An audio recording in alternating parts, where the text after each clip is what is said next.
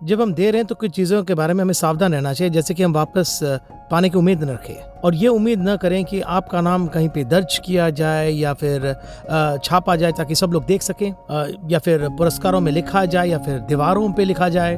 कभी कभी ऐसा होता है कि हम ये सब उम्मीदें रखते हैं। देखिए, हम हमेशा कहते हैं कि आप निराश न हो अगर धन्यवाद देते समय आपका नाम न पुकारा जाए, और हम जानते हैं हमें बुरा लगता है, कुछ लोगों को बुरा लगता है अगर उनका नाम नहीं लिया जाता है, तो खासकर जब धन्यवाद देते समय।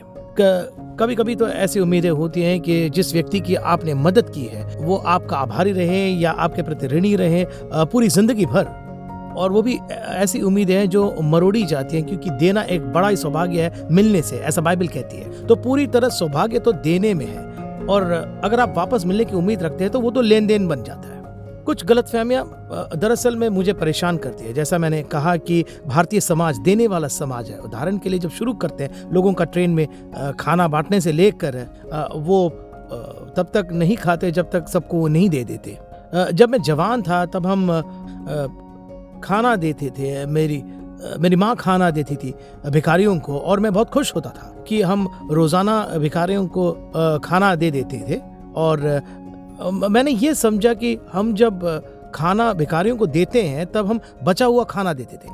हम उसके लिए खाना बनाकर नहीं देते थे, लेकिन वही देना बनता था। लेकिन ईसाई में देना ये जरूरी है कि हम बचा हुआ खाना न दे, लेकिन हम कुछ ऐसा दे जिसे हमने बनाया है, जिसे लोगों को देने के लिए हमने तैयार किया है। अब पुराने कपड़े देना, इसमें कुछ गलत नहीं है, लेकिन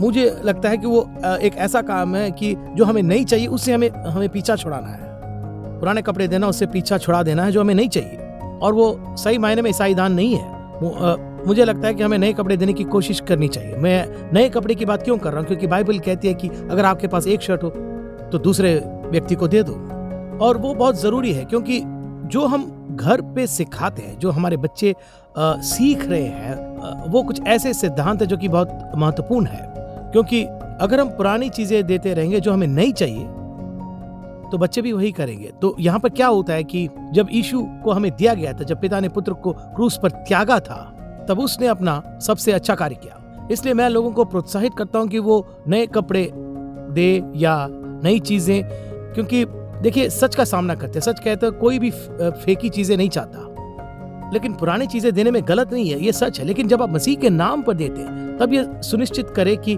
आप सबसे अच्छी चीजें दे रहे हैं। एक और चीज जिसे मैंने हमेशा प्रोत्साहित किया है वो ये कि देने से आपके पास वापस आता है ना।